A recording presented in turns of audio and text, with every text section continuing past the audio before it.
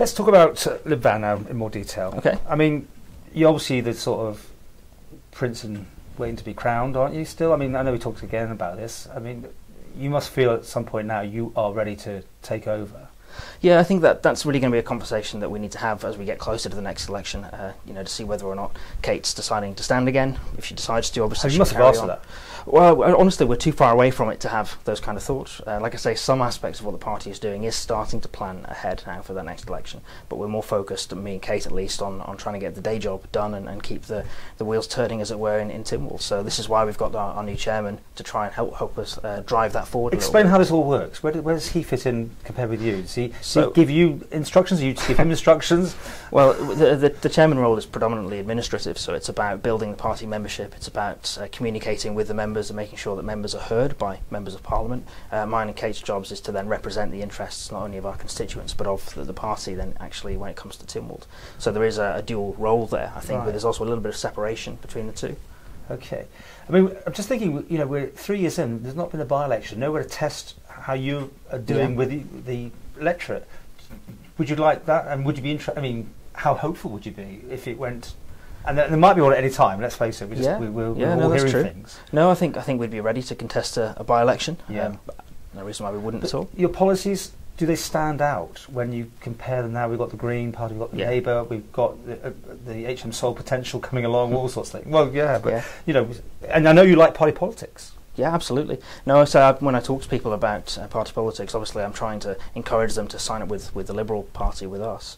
But if they're more interested in signing up with Labour or with the Greens, that's absolutely fine. I think the important thing is to build a coherent party structure on the island. And are you moving your goalposts? Are you taking on more green issues than you previously might have done? The green issue is quite interesting. For us as a party, we've always viewed the green issue, the sustainability issue, as one that really flows through everything else that you do. So rather than having a dedicated green policy as such, when we were putting together a housing policy, the housing policy would be a sustainable housing policy. When we're putting a transport policy together, it would be a sustainable transport policy. Mm-hmm. And so I don't think we're really talking about anything now that we haven't been talking about in the past, but the emphasis might be a little bit different when you're talking to some people, because obviously they're more interested perhaps in the green angle than they would have been 5 years ago. And your take on the climate emergency that wasn't then was?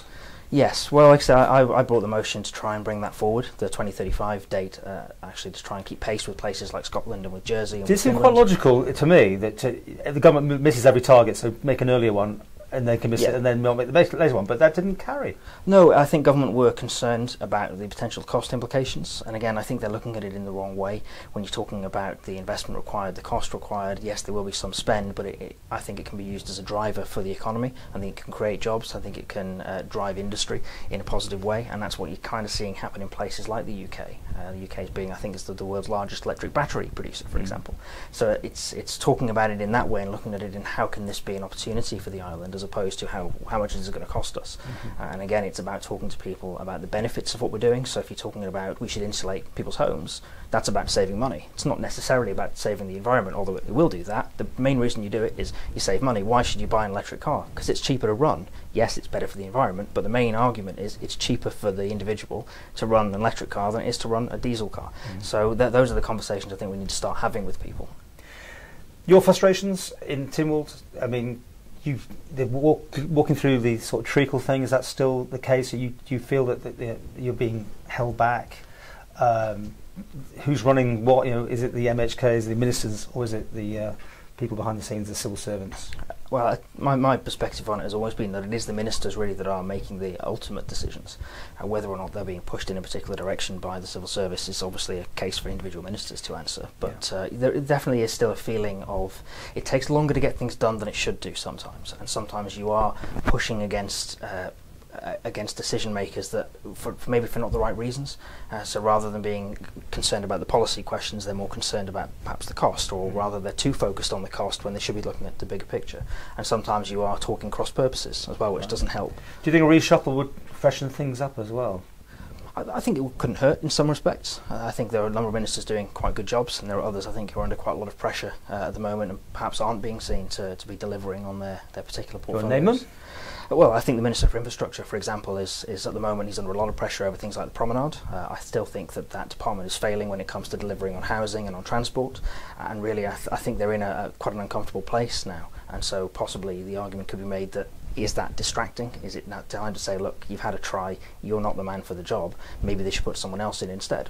Who knows? You know, at the end of the day, any thoughts on that? well, as I'm in the education department. I know. Obviously. Are you allowed to comment even? Well, I probably shouldn't, because there is that independent investigation going on, so I don't want to comment on anything that might influence that. Okay.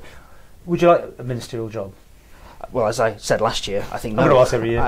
You know. No, it was the short answer to that last year. Things might have changed. They might. I mean, you might look around that room and go, I can do this better.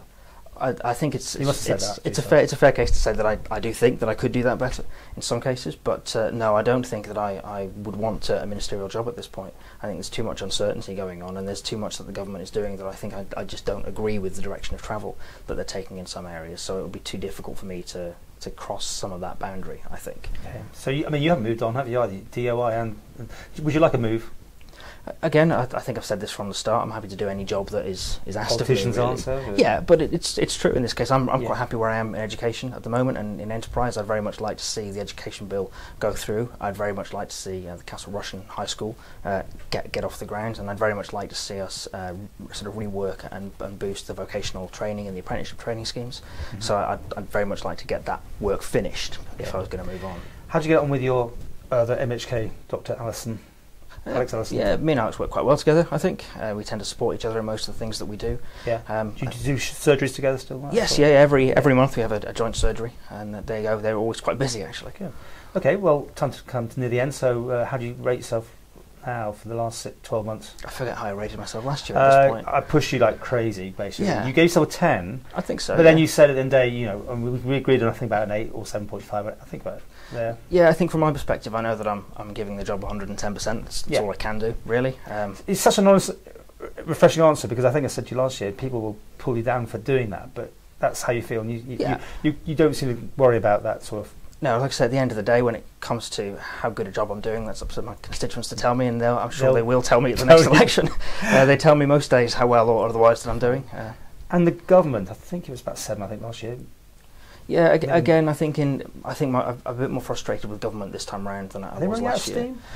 Like I said at the start of this, I'm getting the feeling that they're still in the talking phase when really they need to be delivering on some of the things they've been talking about for 2 or 3 years. He said he was walking the walk and talking the talk and all that sort of thing in his interview, and you must have had thoughts on what you heard there. Yeah, so I'm not wholly convinced by that. I think, as I said when I was up at Manx Radio, that often the government either spends too long thinking about planning for something and then not really getting into the action, or when it does get into the action it tends to move too quickly sometimes, and then what comes forward is full of holes.